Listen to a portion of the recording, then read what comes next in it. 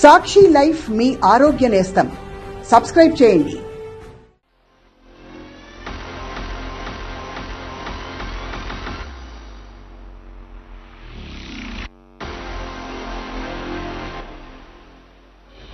వ్యాపార వాణిజ్య కేంద్రంగానే కాకుండా ఆధ్యాత్మిక, కళ, చారిత్రక, వారసత్వ ప్రదేశాలతో తనదైన ప్రత్యేకతను చాటుకుంటోంది ఆంధ్రప్రదేశ్లోని విజయవాడ నగరం.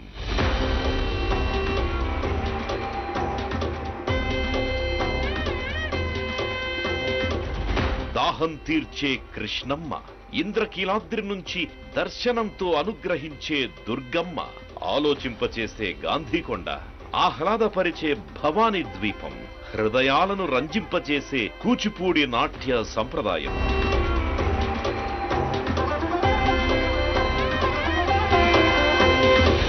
ఇలా ఎన్నెన్నో ఆకర్షణలు విజయవాడకు గొప్ప పర్యాటక కేంద్రంగా పేరు తెచ్చిపెట్టాయి.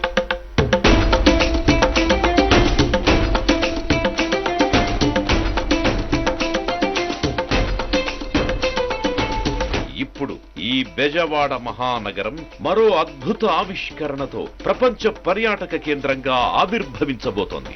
ఆంధ్రప్రదేశ్ ప్రభుత్వం 2021 డిసెంబర్ 21న అత్యంత ప్రతిష్టాత్మకంగా చేపట్టిన భారత రాజ్యాంగ నిర్మాత, భారత రత్న డాక్టర్ భీమ్రావ్ రామ్జీ అంబేద్కర్ స్మృతివనం ప్రాజెక్టు ఈ నెల 19వ తేదీన ప్రారంభోత్సవానికి సిద్ధమైంది.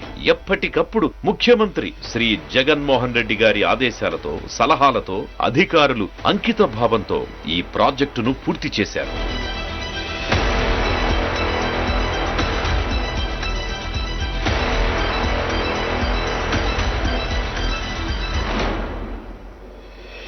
స్టాచ్యూ ఆఫ్ సోషల్ జస్టిస్, ఇది సామాజిక న్యాయ మహాశిల్పం. దేశంలోనే కాదు, ప్రపంచంలోనే అతిపెద్ద అంబేద్కర్ గారి విగ్రహం ఇది.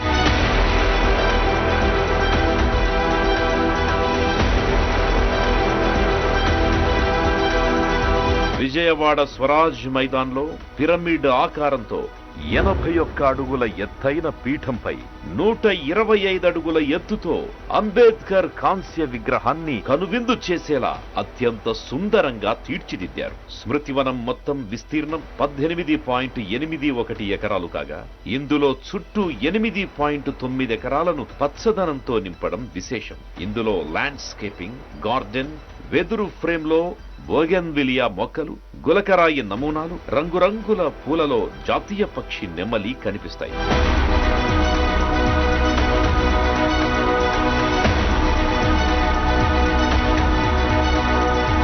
ఇక్కడ ప్రపంచంలోనే ఎత్తైన అంబేద్కర్ విగ్రహం మాత్రమే కాకుండా ఆయన జీవిత విశేషాలు, వారి జీవితంలో జరిగిన సంఘటనలు ప్రదర్శించేందుకు యాంఫీ థియేటర్, మ్యూజియం, గ్రంథాలయం, ఎక్స్పీరియన్స్ సెంటర్, 1600 నుంచి 2000 మంది వరకు కూర్చునే కన్వెన్షన్ సెంటరు ఉన్నాయి.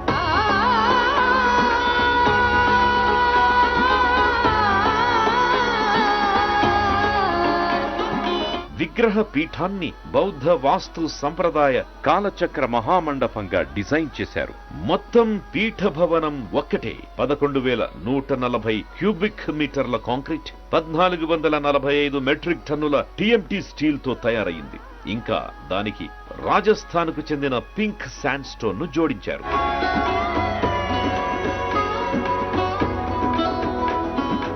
విగ్రహం కింద నిర్మించిన కాలచక్ర మహామండపం భవనంలో ఎక్స్పీరియన్స్ సెంటర్ ని అభివృద్ధి చేశారు. మ్యూజియం కోసం అభివృద్ధి చేసిన వస్తువులన్నీ డాక్టర్ బిఆర్ అంబేద్కర్ జీవితం నుండి అన్ని వర్గాల ప్రజలకు ప్రేరణనిస్తాయి. రాజ్యాంగం ద్వారా, రాజ్యాంగ హక్కుల ద్వారా నిరంతరం మనల్ని కాపాడే ఓ మహాశక్తి. దళితులతో పాటు కులాలు, మతాలకు అతీతంగా పేదలందరి జీవితాల్లో ఈ 77 సంవత్సరాల్లో వచ్చిన అనేక మార్పులకు మూలం డాక్టర్ బాబాసాహెబ్ అంబేద్కర్ గారి భావాలు. విగ్రహం చుట్టూ వాటర్ ఫౌంటైన్, అందులో కళ్ళు మిరుమిట్లు గొలిపే లైటింగ్, అక్కడక్కడా నీటి కొలనులతో పాటు పిల్లలాడుకునేందుకు సౌకర్యాలు, మ్యూజికల్ ఫౌంటైన్, ఆహారం అందించే ఫుడ్ కోర్ట్ ఇక్కడి మరిన్ని ప్రత్యేక ఆకర్షణలు. మొత్తం 13 దశల్లో పూర్తి చేసిన విగ్రహ నిర్మాణంలో 375 మెట్రిక్ టన్నుల స్టీల్, 120 మెట్రిక్ టన్నుల కంచు ఉపయోగించారు. రోజుకు 500 నుంచి 600 మంది కార్మికులు, 55 మంది సాంకేతిక సహాయ సిబ్బంది 2 ఏళ్ల పాటు ఈ ప్రాజెక్టు నిర్మాణంలో శ్రమించారు. ప్రాజెక్టులో వాడిన సామాగ్రి, యంత్ర పరికరాలు మన భారతదేశంలో తయారైనవే కావడం మరింత గర్వకారణం.